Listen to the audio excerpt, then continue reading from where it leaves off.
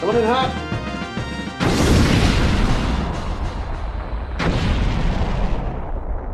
Free games are kind of a toss-up.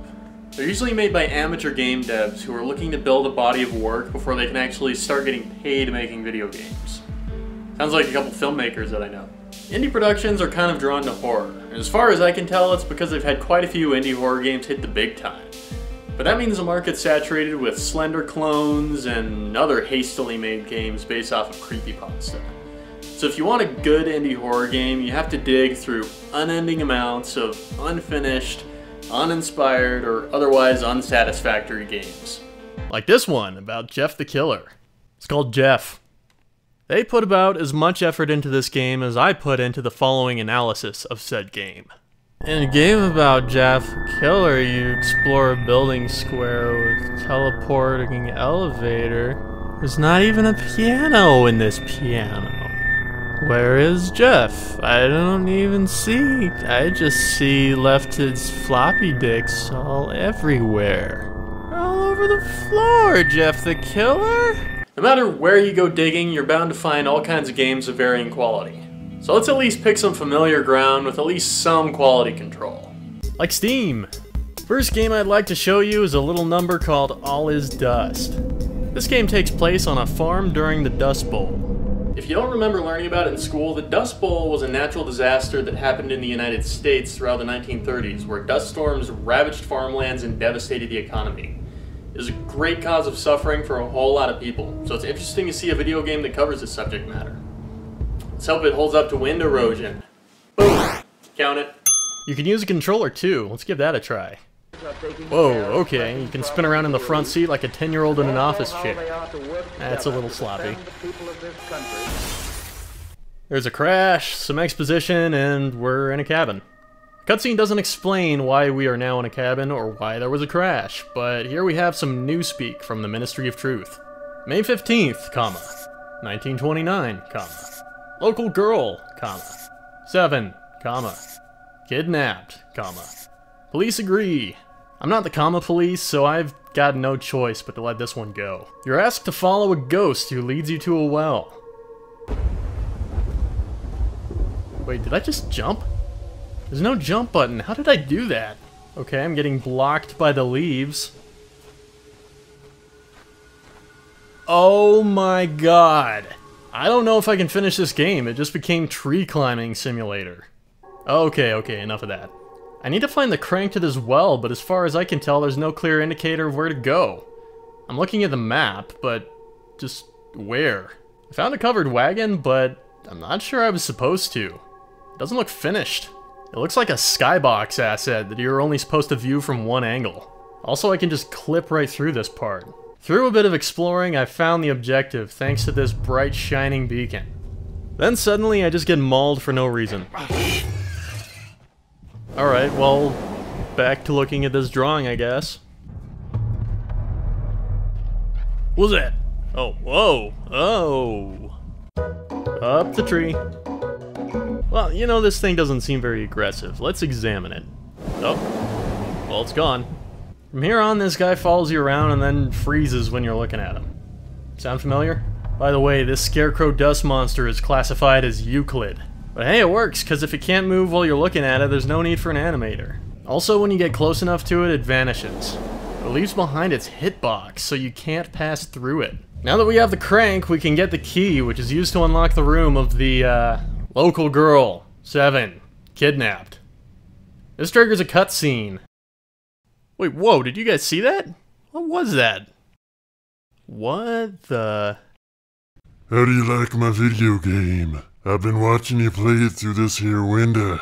And it's time for everybody's favorite horror game pastime. You guessed it, gathering pages.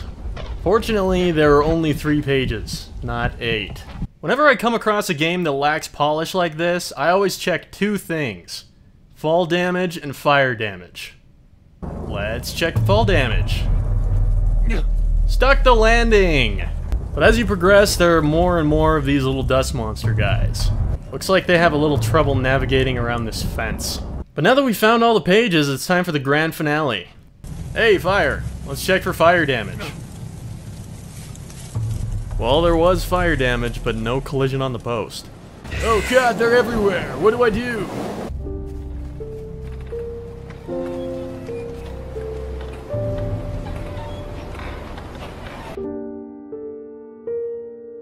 That was it? Why did I break those pots, and why did walking towards a ghost trigger the ending? Oh, just as I thought. No animator. Wait, it took 17 people to make this? Thought it was made by like 2 people. Well, if I've learned anything from this, it was that making video games is very hard.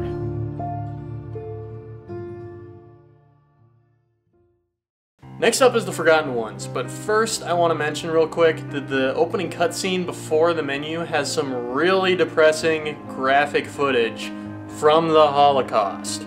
So if you don't want to see dead faces staring into your nightmares, just skip straight to the menu. Next thing I want to point out, this is a source-and-ass source game. They tweak the engine quite a bit. You're not going to be moving at Gordon Freeman speeds, but you are going to notice the sourciness of the engine, if that makes sense. In the Forgotten Ones, you play a Holocaust survivor out for revenge against the murderer of his parents, Dr. Shainzel. Years after escaping from a Nazi concentration camp, you track Shainzel down to the last place you would ever expect. The man you see is located in the old Swastika Forest. Okay, Swastika Forest, you're going to want to take the Ubermensch Trail up about 5 miles, past Castle Wolfenstein, and then take the Third Reich, and you're basically there. You can't miss it. You can tell that a lot of work went into this mod, and apart from some derpy looking animations, they do a good job of keeping you on edge. Then you get to Dr. Shainzel's mansion, and oh, hang on.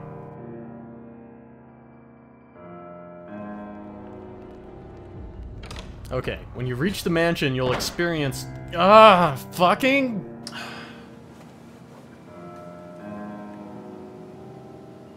Every time you fucking go through a door... God damn it! Come on with this! The loading screens in this game cause me to quit before anything else. It's like they just take a big lead foot and just stomp right on the brakes every time you go through a door. I mean, Half-Life 2 didn't have its environments broken up this badly, so it's not a limitation of the engine as far as I know. I guess these last 2 games had a really poor community rating, so I should probably look out for that. Let's try something with a little more community acclaim. It's kind of hard to really write anything about passing Pineview Forest. I mean, I guess it's a preview for a larger paid game, which I haven't played. But upon reaching the start menu, you're told that making noise is bad, and something will get you if you cause too much of a ruckus. Okay, so no running, I guess? Allow me to guide you through my thought process while I play through this demo. Wow, this forest sure is dark. Oh, look, houses. There is nothing in this one, and this one is also empty. Time to test fall damage. Stuck the landing. I wonder if these audio cues are just ambience or if I triggered something. Wow, it'd be really scary if you could like see movement up in those trees. I wonder if they did that, but it's just too subtle to notice. What the hell? Hey, look, scenery.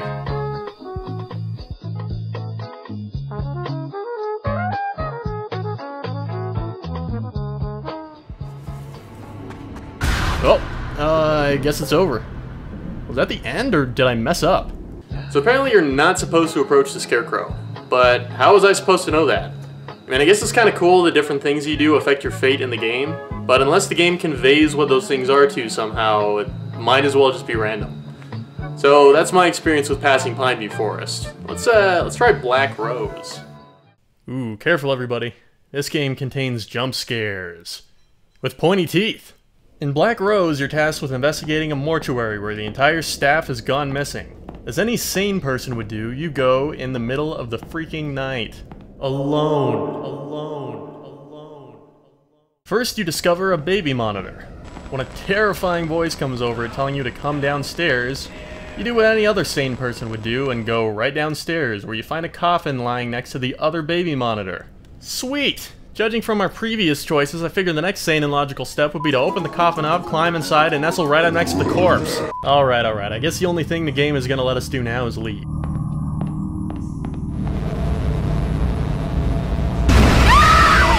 Okay, I'm going back to playing the Forgotten Ones. Oh, thank God. Okay, fine. Let's at least take a look around before this deceased damsel tears us a new one. What was that? What? Oh. Lights on. Lights on. All the lights on. Oh, I don't even want to show that again. It's so creepy. She looks like she just got Joker gassed. I know it's cheesy. I know that, but ugh. This gave me the creeps, and bravo for that, but every time she's about to show up, I can't tell what triggers death, and death means restart. So that means you have to make all those bad decisions over again, and that takes too long. Ugh. I need to focus on something else and get that image out of my head. What's Spooky's Jumpscare Mansion? Formerly Spooky's House of Jumpscares, Spooky's Jumpscare Mansion is bound to put the startle into you. But will it fill you full of dread and terror? I don't know. Everything is just so non-threatening. When those little cute cardboard guys jump out at you, you just can't stay mad. But they get me every time regardless. As far as I can tell, the game follows a simple formula. Rooms will be randomly generated for you until you get to a certain number, where a fixed room will introduce you to a new baddie or plot point. So, stuff pops out at you and you get chased. That's not all though, there are fun arcade games you can play, like, They make fun of other horror game tropes too, you know, like, when you walk into a room and, adorable. Okay, the cuteness of this game was just to lull us into a false sense of security. Beneath its bright colors and bubbly cuteness, Spooky's Jumpscare Mansion is truly unsettling and sometimes utterly panic-inducing. You will be chased, you will be hunted. You will have things pop out of nowhere and make loud noises. Cry of Fear is a psychological horror game brought to you by the adult Team Psyklar. Psyklar. Team Psyklar is also known for the equally fucked up Afraid of Monsters. Much like Afraid of Monsters, your time will be spent running around in dark and disturbing environments, saying silent prayers for ammo and desperately holding in the fear dump when some nightmarish boogeyman comes out of nowhere, like... You know, for a game that started with a pretty in-your-face jump scare, Cry of Fear doesn't use jump scares like a crutch. It builds tension, and instead of shattering that tension with a jump scare, it'll do things like throw baddies at you or introduce some new terrifying hazard.